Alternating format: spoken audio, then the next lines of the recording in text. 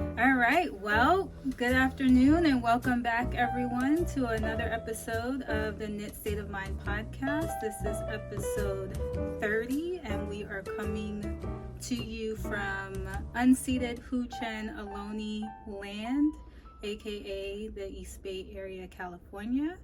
Today is Wednesday, November 24th, and we're your hosts. I'm Wanda.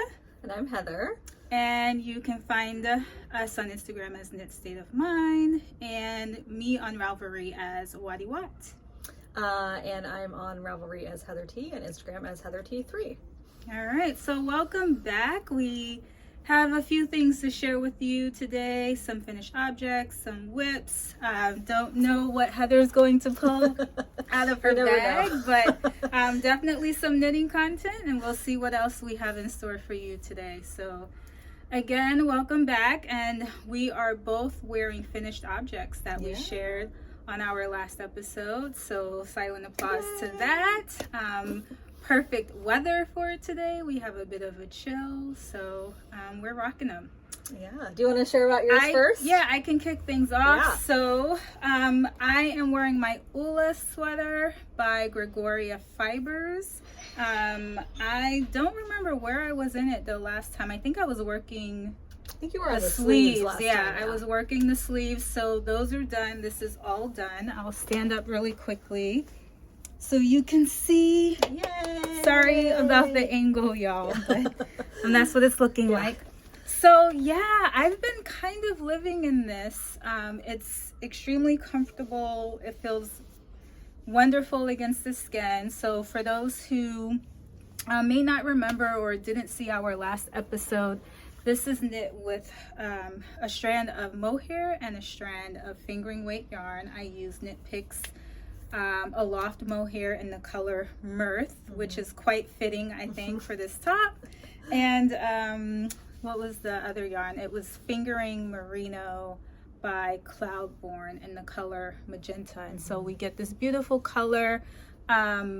It's this V-neck, V-collar, and it was knit until you just keep decreasing to create this V, and then joined in the round. And I didn't mention this last time, but the sleeves I had to pick up. And I want to say, I can't remember, but this may have been the first time I picked up sleeves to joint to create the sleeves, and I actually really like that method. It looks more finished to me, and I didn't get those gaps under the arms that you get like from a raglan when you're just joining in the round. And then again, I don't know, I think I mentioned, but to me, following the pattern worked for me. It was a fun knit. It worked itself up quickly. I did different numbers. I wrote them as I was going, but I tried to look back at it today and couldn't really make sense of it. But like I was saying, I knew some comments on Ravelry, people were having challenges with the numbers. So I did cast on and start and then redid it and increased my stitch count for the collar just enough for it to fit. And as many of you know, this is twisted stitches. Rib. Yeah, I love my twisted rib. The sleeves, now the sleeves were actually supposed to be a little bit, they were supposed to be kind of balloony, but again, the numbers are interesting in this pattern. So I kind of winged it as I went and tried things on. So I ended up with a fitted sleeve, and then it's supposed to have this extended twisted rib cuff, but balloon out some, so I don't have that effect.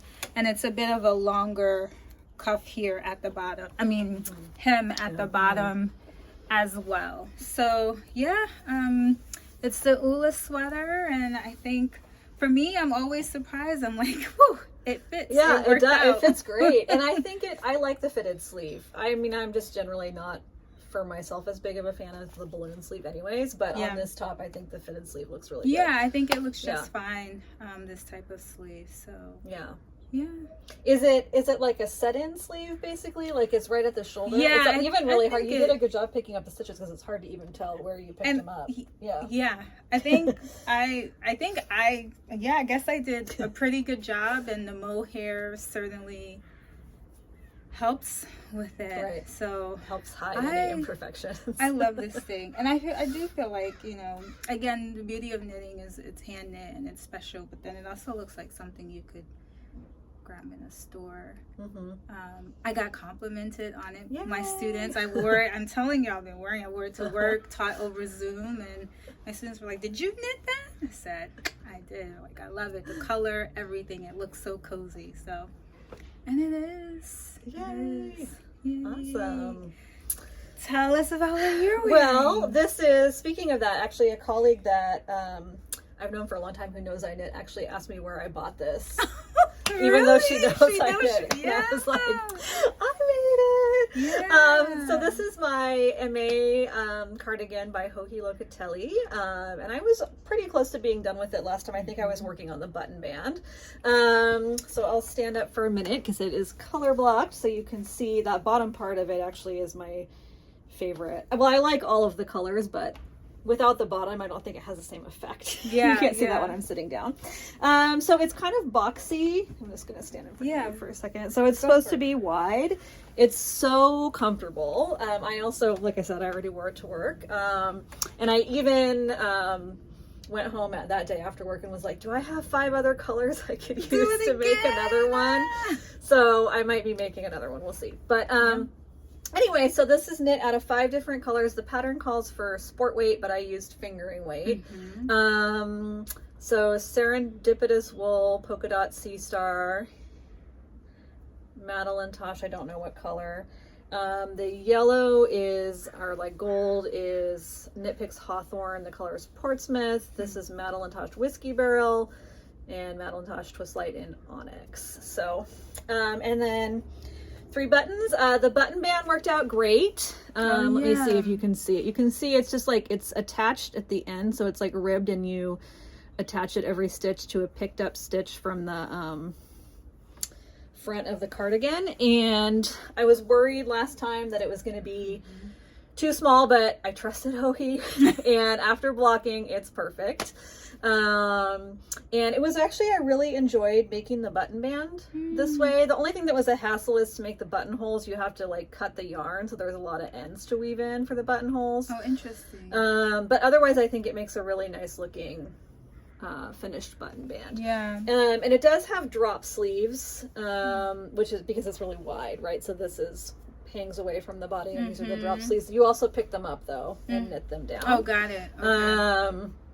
So yeah, very happy with this pattern. Definitely recommend it. And if you have 5 skeins of fingering or sport weight yarn lying around, fingering or sport weight, try. Yeah. It seems like a really versatile knit. Yeah, and fun figuring out what colors work well together. Yeah, exactly. The friend who was commenting about it at work, she actually has a sweater that I guess she said she got it a while ago, but she just started wearing it again recently. That's color blocked, and it has orange and then a couple other colors. And even before I finished this, I had been eyeing that and thinking, I wonder if I could make this one, but with those colors. Yeah. So, cool. Y'all got to take a picture together. In your color block sweaters, cardigans. Good stuff. Anyways, do you have any other finished objects? I do. So I also spoke about this one. Too bad it's hard. You can't wear more than one knit at once. But this one has been getting wear as well. It's just a little bit chillier today, and it's short sleeves. But this is, and it's been folded, so it has a little, that's okay. It looks really great after blocking. I mean, it looked fine before, but even better. I'll just cover my face. I can't tell. Is you it cover my full? face. Is it full? Yeah, it's full. All right, so y'all can see that. This is Hello from My Colors crop top by Jessie Maed Designs, and it's done. This is mine. It's been blocked, and I've worn it a couple of times as well. I followed the pattern pretty much exactly, so it has a rolled neckline. I was debating that after the fact. Like, I think if I made this again or something like it, I would consider doing a rib there as well. But what else do I need to say about this? I use Kntipicks palette. I'm in love with Kntipicks palette. It's Peruvian, I'm pretty sure Peruvian Highland wool, 100% Comes in a range of colors. We talked about this. I love like the depth of the color and the heathered look of most of the colors. Fingering weight yarn. I use the US 6 for the color work sections, and this is as Jessie as she recommends, a US 6 for the color work sections, and then a 5 in the random places where it's just stockinette. And then I went down, and I think if I did this again, or just note to self, I did the ribbing on the sleeves and the bottom. I used the US 3, and I actually think I may use a 2 or 2.5. At first this was flaring, but then after I blocked it, it got, it's fine. It looks totally good now. I think that's kind of it. So I have I have some of all of the colors left, including the main color. And then I'm toying with, and Heather knows this, for a while. Well, I want to make both a Penguono by Stephen West, and I want to make a Vertices Unite. And so my palette, I'm debating. I want to use my palette. I have some other colors too that it's not in here for one or both of those. I'm like, I can't use it for both. But anyway, that's what I'm thinking there. Yeah, Penguono would be nice and cozy, because isn't the yarn held double in a Penguono? Well, the yarn is based on gauge and what size you're going for. And so for my size, the pattern actually says to use fingering weight. Oh, okay. But for a oversized version, I could hold it double and do DK.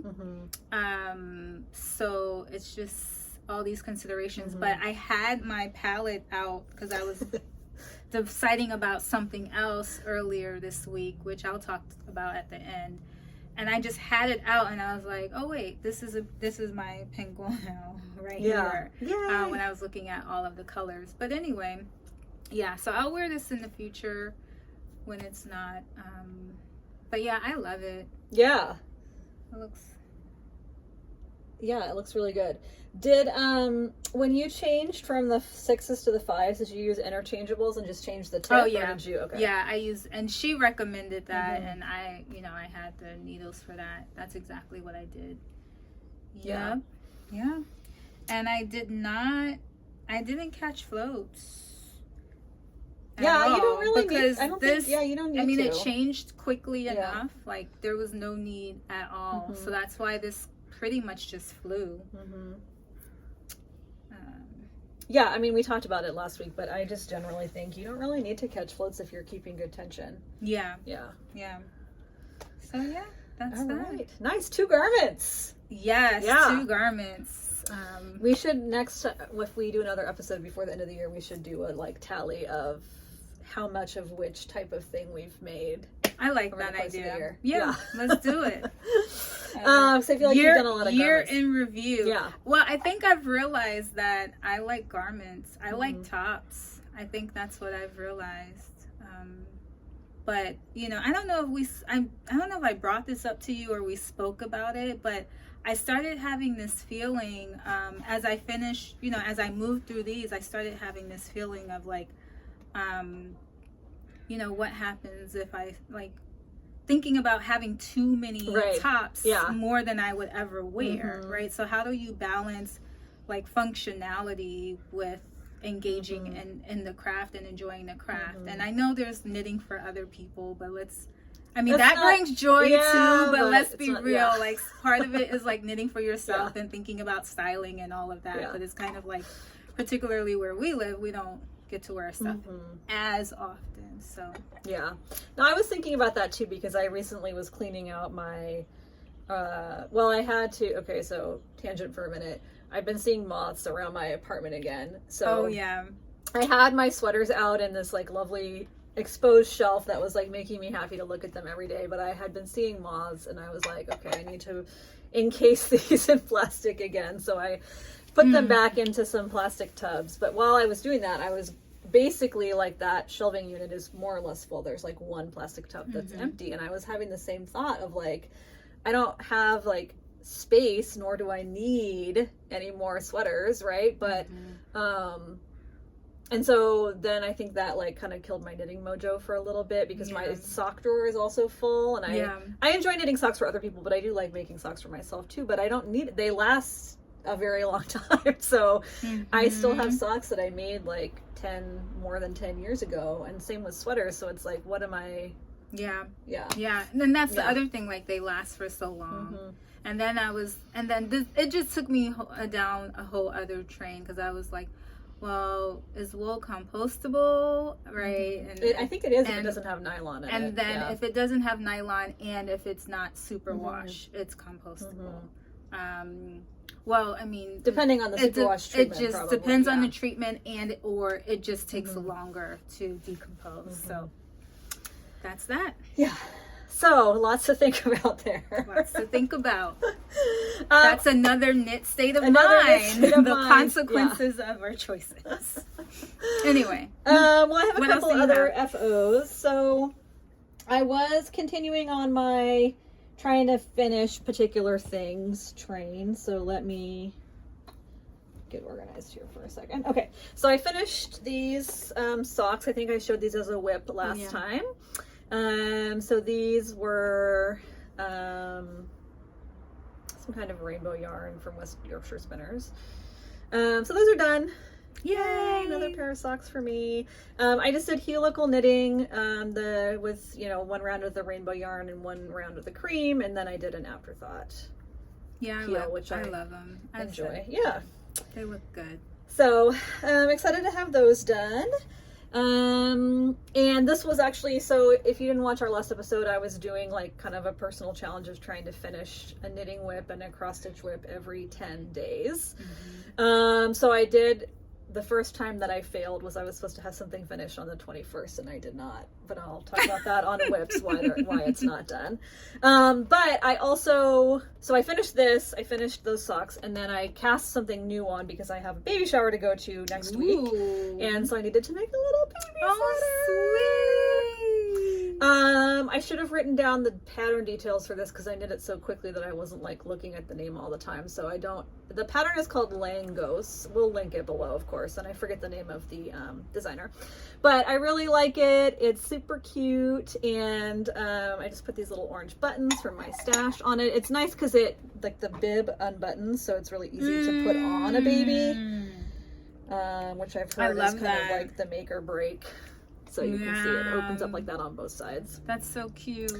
But this was a really great stash.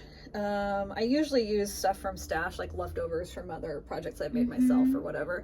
So I had one ball of, this is all Garn Baby Ull, and I had one ball of this yellow, one ball of the like teal, and I had a ball of pink, which you'll see on whips.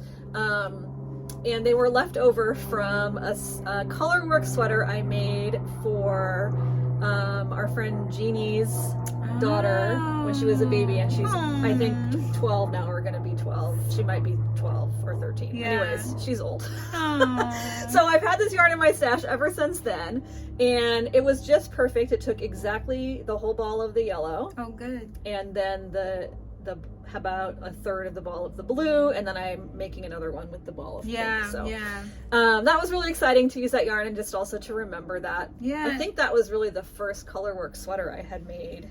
I mean, and it was just like a baby size, but it's nice to trace the story of your yarn and everything that you make. The connections, like the yarn is connected to various things and people and generations. Right, exactly. So now a new little baby is going to get to enjoy that. And then I have a couple cross-stitch things that I finished. The cross-stitch finishing part of this has been much easier because I had so many things that were very, very close to being finished.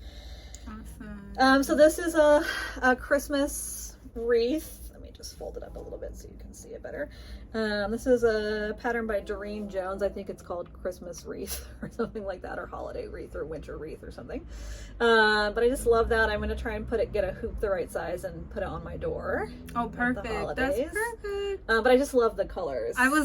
Okay, you just stole the words out of my mouth. I was about to say the same thing. Because it has some of the Christmassy, like a little bit of red, and it has the green, but then it has orange, which of course Obviously. It's our favorite. Obviously. I know already. I also finished this alphabet sampler, which is called Boris. Aww. And I think Boris is the name of this dog. I love it. I love all of your animal ones. Yeah. So I'm very happy with that. This is by Plum Street Samplers, and it's again, it's called Boris. The only change I made to it is I put the H and the T for my initials in a different color, so you can see the H is right there. And they actually were originally on the pattern. The T was here and the H was there, but it's bugging me that they were not in the right order, so I switched them around. But it's another one that I might take to work. Good job. And this was ridiculous. The only thing on this that was not done was this one little diamond right here. Why Like the top of the dog's head. Why was that just sitting undone? So I got it done in like one evening. Good job. And then this is my favorite one. Oh, I just peeked. Yeah. Again, let me just get it like organized here so you can appreciate it. I've been calling this my self-portrait. You'll see why in a minute. Let's give them a moment to pause. Why is this Heather's self-portrait?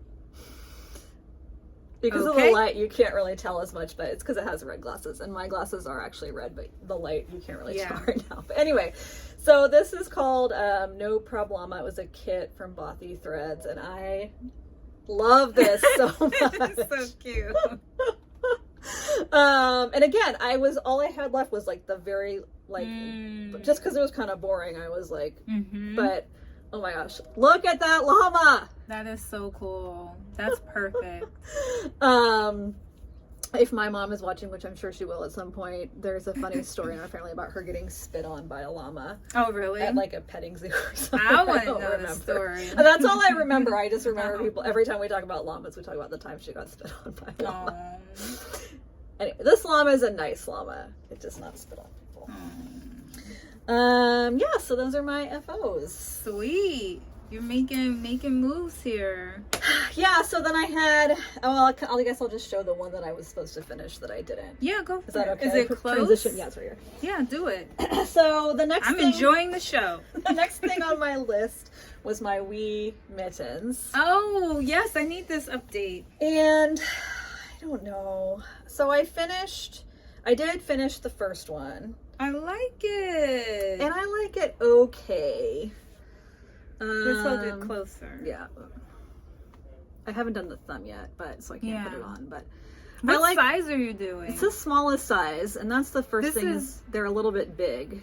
Well, I was going to say, is this indicative of how I'm a tighter knitter and you're a looser knitter? Because mine are so small compared to yours. So yes, this is the smallest size, and I knit them on a size 0. Oh, wow. Needle. Yeah, and they're still, I mean, I actually think once I get the thumb in, they're okay. They're just about the right size, actually. I think they're fine. Yeah. Like, I kind of wish mine were bigger. So yeah, I got to put the thumb in. That's the, I think I really like how the pattern looks, but I do find, because of how you have to catch the floats and stuff to go around the corners, I just wasn't enjoying knitting it that much. Yeah, I get that. So this yarn is Twirl Ditto. It's like a mohair and wool blend. And I'm also not happy with how the sides look. Mine's kind of like that and too. I've had that problem on other mittens before, and I think it's better on the second one, because I remember that I have, actually it's not better on the second one, that's a total lie, never mind. I started using like a trick of putting my finger in there when I go around the corner, but I don't know that it's making that much of a difference. Hopefully blocking. But I do feel like my color work is a little bit better on the second one. It looks more even. And then something else you did is you did more rows at the beginning. Yes, that's right. I did. So we had talked about this last week, because she recommends that you don't catch the floats except for where she says to in the pattern. This is a pattern by Einar Birkenbaeve. I don't think I said that. Anyway, so yeah, but the problem is the floats right here at the bottom kind of hang out. So I added 4 more rounds of garter stitch at the bottom. Which is, I think that's a good idea. I still might have to like tack down these very bottom ones. We'll see how it looks Yeah. But so I will finish these. I just like wasn't enjoying working on them for more than a couple, half an hour or something at a time, and so yeah, I just put them. I was working on the baby sweaters. No, I hear you. Yeah. I casted on my second pair, but Yeah. haven't made much progress. And I also want to block the first ones, but I haven't woven in the ends yet. So I'm stalled. Yeah. All right, so I have another whip. So I looked on my Ravelry before we started because I was like trying to remember when I started this. And it was 2 years ago. Yes, there are those old whips. So I'm in between. I finished 2 projects. I was like, yeah. And then I remember I texted you, Heather. I was like, I think I lost my mojo. Yeah. Like I have all these, sometimes it happens. You have all of these things you want to knit, but then you can't really decide, whatever. And I was like, I don't know. But my mojo came back. So I'm still knitting. I picked up a whip and it's this one. Shifty.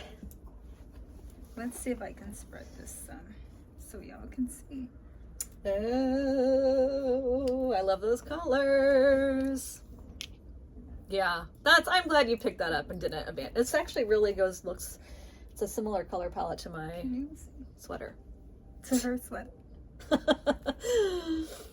I'm so awkward with the camera. Anyway, so, yeah. I was too busy trying to show my sweater here. I just got excited because it matches what I'm wearing.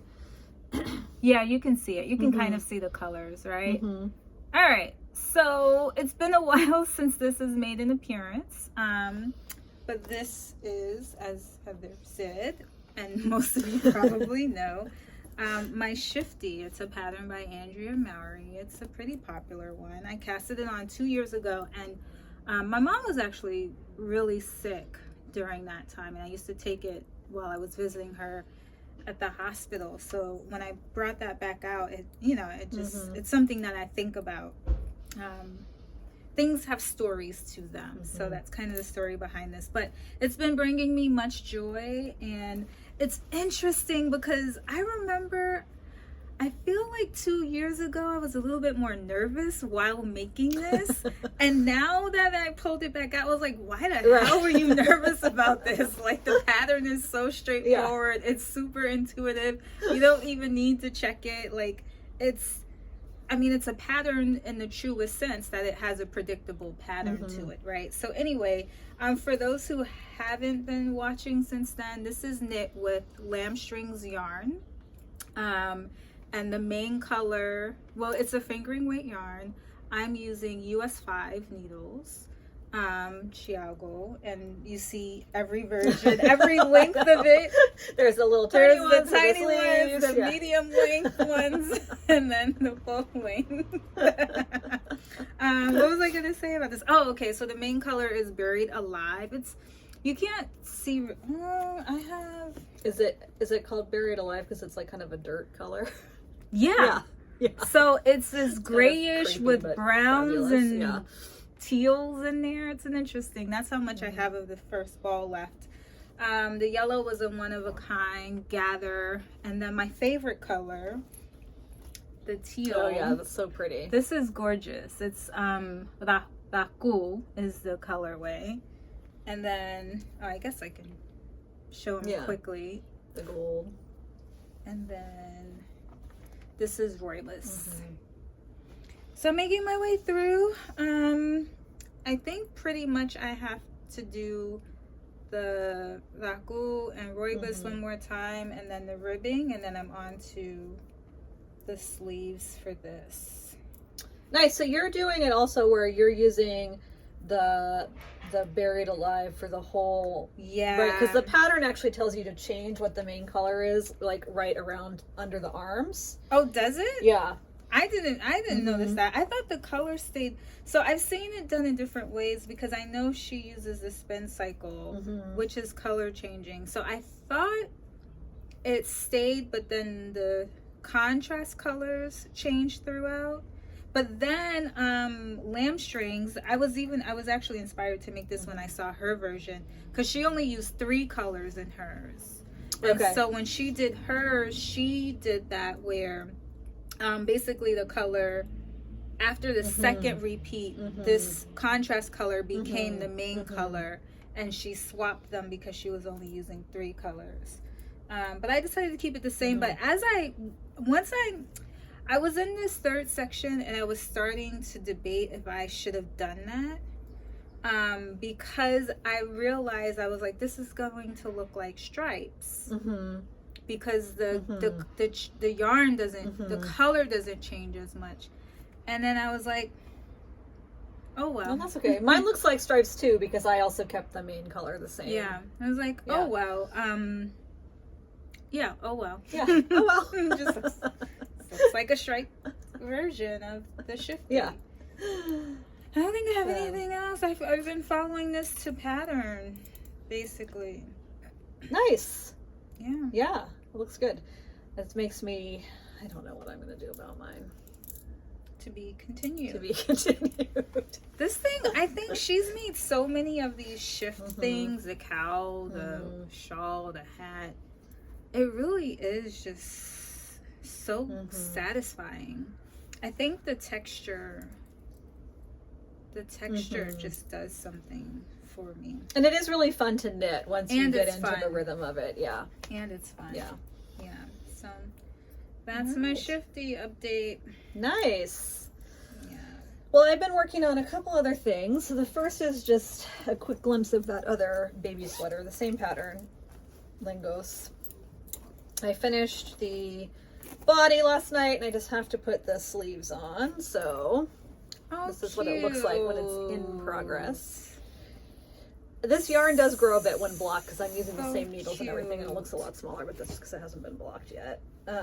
And the hem will stop rolling when it's blocked too. But yeah, so when I finish this one up, I have 2 other colleagues who are having babies in like February, March. I was going to ask. Yeah. So this will go to one of them.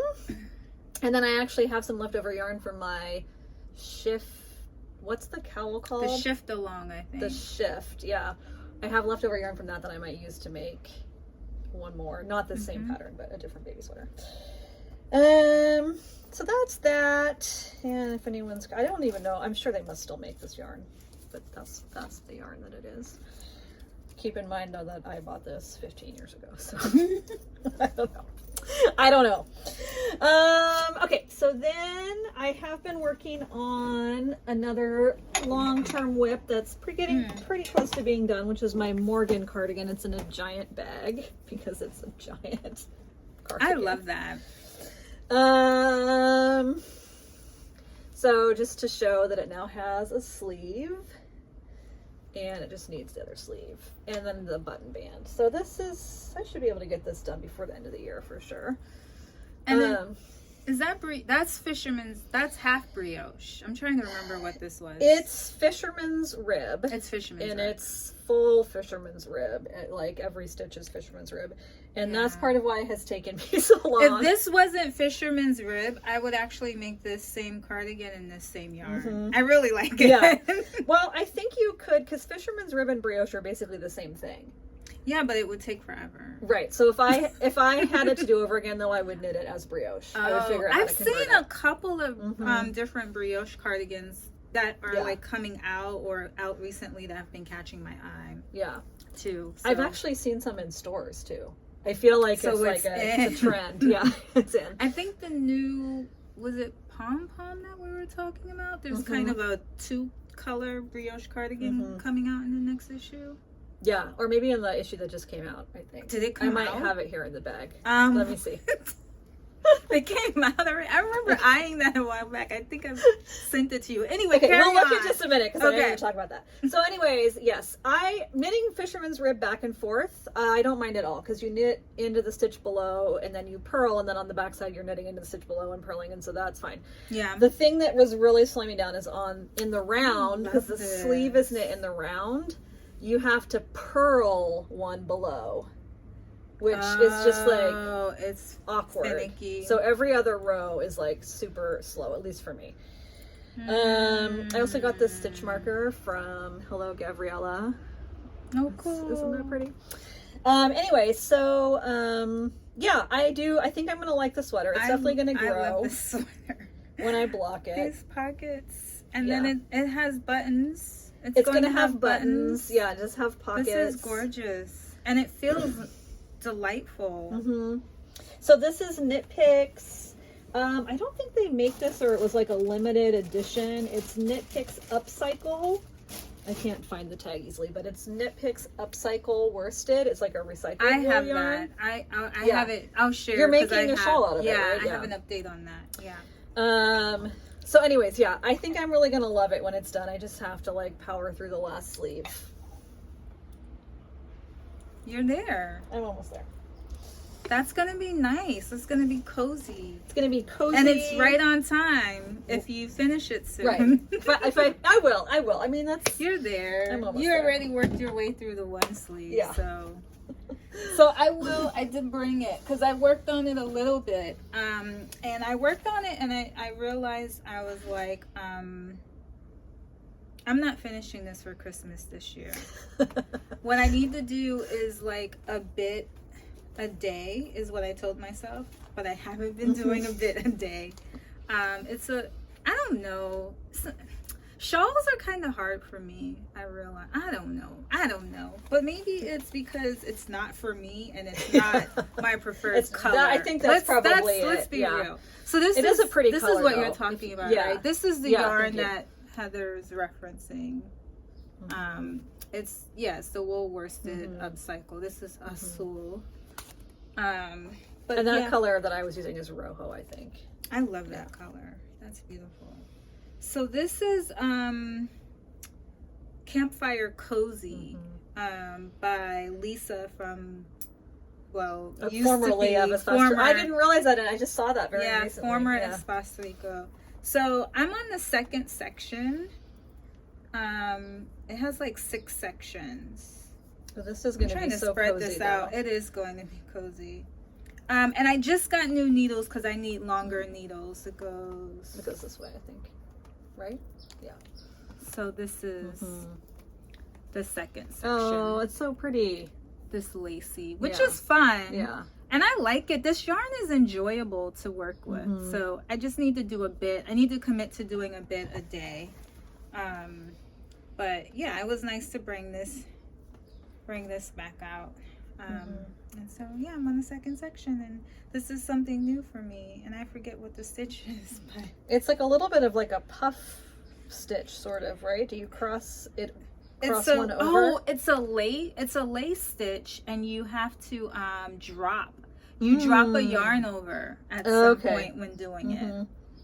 You drop your yarn over. Yeah. So fun stuff. It's fun. Actually, maybe I'll work on this today. Yeah, keep it out. You never know what'll happen. Yeah.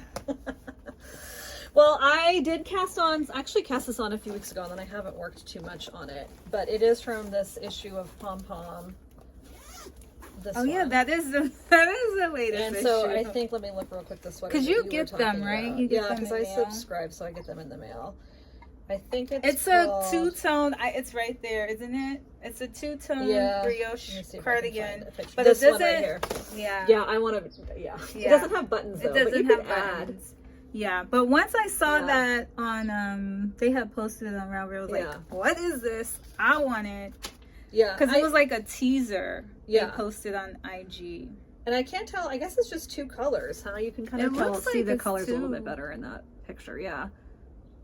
And I've since seen a couple of others. I should be keeping track of these cardigans. But yeah, y'all, I keep, I need the perfect cardigan. I just won't cast on until I'm like, this is it. And I keep going back and forth. So if you have recommendations, send them my way. But I'm liking these brioche ones that I'm starting to see. But the thing is, I want buttons and I want pockets. And I know last episode I was talking about the Letho, and I still like it. I just haven't been excited enough and compelled enough to cast it on. Does that one have pockets? So she came out with a second version. Oh, you said that. That has pockets, and it's supposed to be more of a masculine cut. But I'm like, can you just update the original so that we have the option to have pockets on whichever cut we want? Because wait, no, it doesn't have pockets. It doesn't have pockets. It has a button band. The second version has a button band. Yeah. Okay. Anyway. Well, it wouldn't be that. Well, because again, for me, with with functionality, right? Like I know, like functionally speaking, buttons and pockets means I'm more likely to wear it. Yeah. Anyway. Definitely. Yeah, buttons for sure. Buttons for sure. Yeah. Okay, so this is there's a lot of patterns in here that I like, but I know the cover. I really like the cover. Sweater. Which is also on the back in 2 different colors. Yep. And I realized that I actually had yarn that I could use to make it because I had black and white Barocco Ultra Alpaca in my stash from, it's like something I bought it for and then I decided not to make. So I had what I think is the right, this is very fly by the seat of my pants. I think it's the right amount of yarn. I'm not totally sure. And I did not do a gauge swatch. And I honestly was like, at the time that I cast it on, I wanted to knit some color work. And I thought, well, I don't really feel like swatching. It doesn't fit me, it'll fit somebody. It's bottom up. It's bottom up.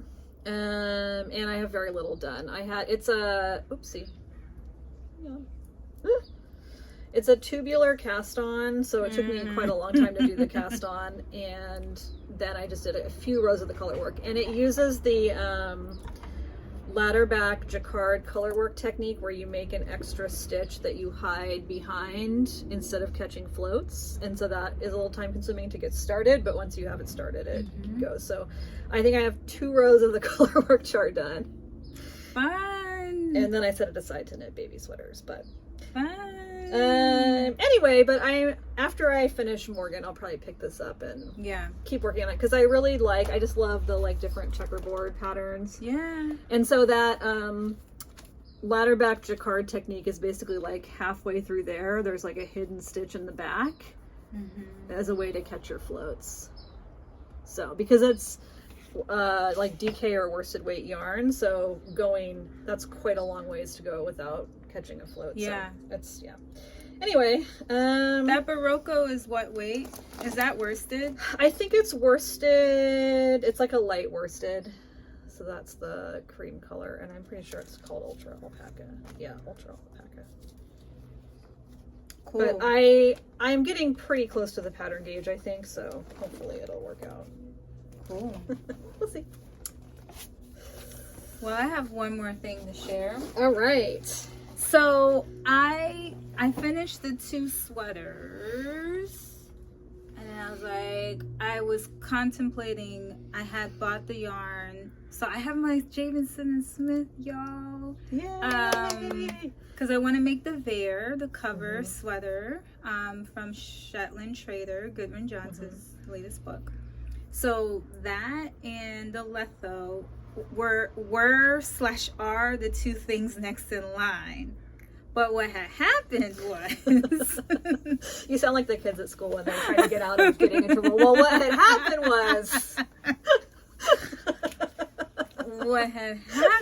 was I got struck by a test knit call.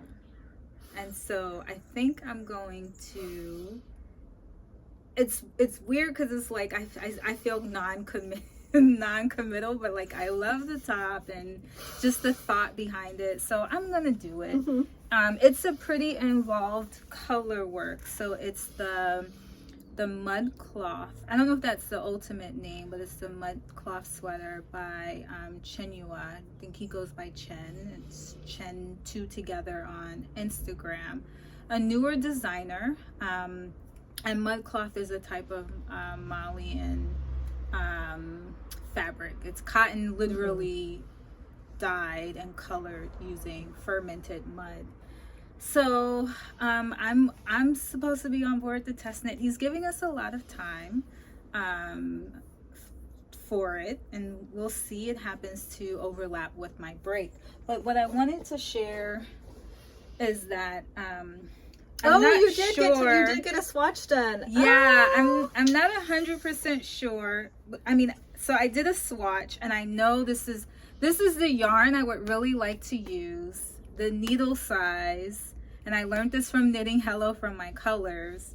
The pattern calls for sport or DK, and this is obviously fingering weight, but my gauge isn't too off, so I think I can make it work. But y'all, I am in love. That is amazing. I am in love. Yes. With this swatch. So, that is just gorgeous. Just take that in for a minute. Mm-hmm. And so again, this Kntipicks palette, I don't know if you all can see. Did you block the swatch already? I blocked it. Okay, I was going to say, because it looks just... I blocked it. And why am I forgetting this color? Because but if you look, there's just so much depth. There's just golds it has and browns and reddish. It's just so much depth to this color. I want to say it's the bramble. So I know there's brass, which is more yellow mustardy, and then I think this one is the bramble or something like that.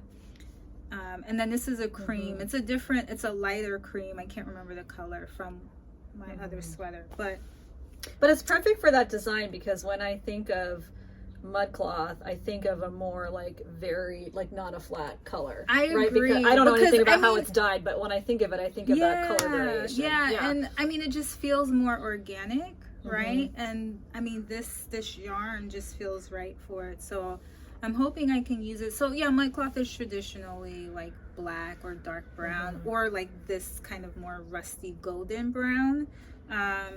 And so I would love it in any color. I keep saying I need to knit something black, but I couldn't resist this color. Great. So I'm excited. My gauge is, interestingly, it's 26 by 26 on fingering, and I use the US 6, and I don't think I can go any bigger than this. So the gauge for the project, actually it's the gauge for the actual knit is 24 by 26. So I'm at 26 by 26. So I think if I size up and do some math, it could work. But yeah. Oh God. I wasn't sure. Like, it took me a while to decide on colors. But actually, this was one of the originals that I was leaning towards. And so I hope I can make it work. You know, some people, when you test their patterns, you know, I mean, you think the purpose of the test is to do it to a T rather than modifying. So, but it's also just to get people knitting it so that when they release the pattern, there's different photos of different people who knit it with and like variation. And, you know, people different would sizes. know how, if they wanted to go a fingering around this weight, how that might work out. So yeah. I just, so this makes me want to get started even more, because I'm so in love with this swatch. Y'all can't see this, but I keep rubbing it. She's like petting it. Do you have a picture of what the finished garment is going to look like? And I'll just keep holding the swatch up. So it feels so good too. That's why you keep petting it. It feels good. When it's I'm blocked, telling you, that palette is something. It's just, it's very like soft. I think this is softer than when you block Jameson and Smith. It doesn't get as soft as this. Now I want to knit something out of palette. I immediately. Can y'all see that? Yeah. So that's it. And you were thinking about making it cropped. Yeah, so I'm still contemplating the type of fit that I want. So I've been debating cropped, and you know, not tight, but with a little bit of ease. And then I've also been debating like a bit oversized and longer. And obviously, oversized and longer is more work. And I already have to go bigger because I have, because you have fewer, more stitches per inch. So, slight ease and cropped might be the way I'm going. Doesn't it feel wonderful? It does. It feels so good. So I'm like, seriously want to go home and dig out my palette and figure out something to make with it. It's such a joy. I'm like, it's strange because now I want to make everything. I'm like, can palette work for this? Can it work for that? I'm like, do I have enough palette to make another one of these? That would be awesome. I don't know if I do in the right color. Like, I don't know that the color. So now too, can you imagine, oh my God, the Stephen West. Wouldn't that make a good Penguono? Yeah, it would. Yeah. And it would be really good for all of the patterns in the Shetland Trader book, too. It would be. Yeah.